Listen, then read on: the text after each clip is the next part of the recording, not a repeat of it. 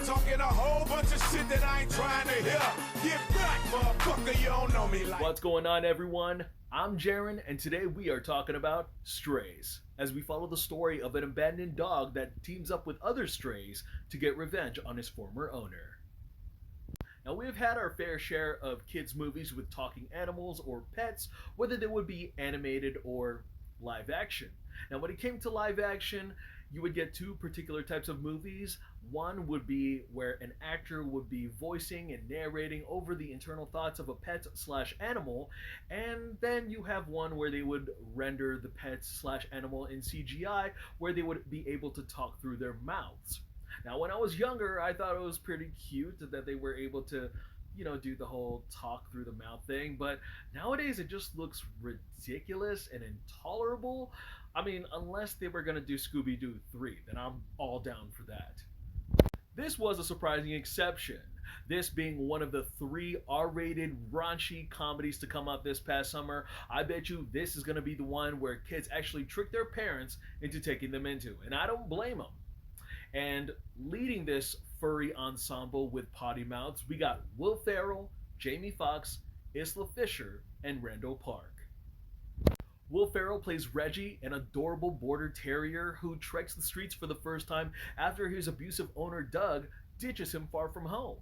Now, it was really heartbreaking to just have Reggie constantly question his love and loyalty, thinking that he's not enough, kind of like a girl who gaslights herself in a toxic relationship. But as the movie transpires, he suddenly learns that there is more to life other than being tied to an owner, and it leads to some canine shenanigans. Jamie Foxx plays Bug, a stray Boston Terrier who befriends Reggie and decides to show him the ropes on taking reins on his own life. He is a firecracker fuse with his temper, his impulsive decisions, and sailor's tongue. Now, if I'm going to be honest, and I'm not against Jamie Foxx, I thought he was wonderful in a few moments, but I thought he was relying a little bit too hard on the profanity in order to be funny. Based on the size and breed of the dog, and I'm not typecasting here, but I think they should have considered Kevin Hart to play the role of Bug.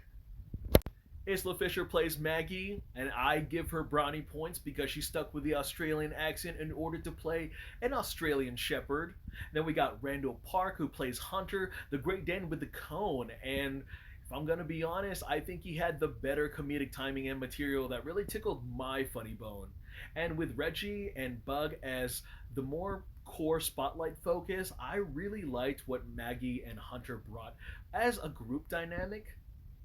As far as the humor goes, a lot of the execution and material is low-hanging fruit. And I'm talking about peeing and poop jokes, coarse profanity, and sexual humor. It just felt dry and recycled. Although, the canine's perspectives and interpretations of life and human nature had me in a buckle of laughs. It's almost kind of like culture shock, where they would have short attention spans, or they think that their poop is valuable because humans have to constantly pick it up all the time. And especially with the scene in the trailer where they're eating wild mushrooms, was really a scene that they gave us a little more to chew than what we could actually swallow as an audience. I also really enjoyed the jabs that they took on movies in the caliber of A Dog's Purpose and A Dog's Journey, where they would break the fourth wall and a dog would be narrating his own thoughts and his own life, and then they interrupt him. Now, if you didn't catch those moments, I hope you caught on how familiar that voice talent was, or the surprise celebrity cameo that appeared. Those were 2 particular actors that were involved in both movies of A Dog's Purpose and A Dog's Journey, which I thought was freaking hilarious. The movie may have been mildly funny, but where it shines the strongest is how surprisingly emotional and somber it was. Like most pet and animal movies that involve toxic relationships, abuse, and abandonment, there are moments where Reggie and Bug unraveled to be vulnerable, and I thought that was precious. There's Reggie's conflict where he wants to be independent and want Doug to want him just the same. That really hit home. And then Bug's backstory was reminiscent of Toy Story 2 and leveled some sort of understanding of why he is the way he is. I give Will Forte props for being the absolute piece of shit human being I've seen on screen in recent memory, especially when it comes to emotional terrorism of pets.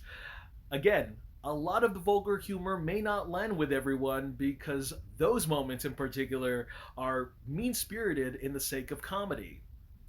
Now, not to get into spoiler territory, but I promise you things pay off in the most satisfactory way as promised. Overall, a round of applause for the animal trainers who had to help direct these real life dogs and animal stunts that didn't fully loan to VFX work. It is an adult homeward bound that is just as foul and obscene as it is heartwarming with the friends and family.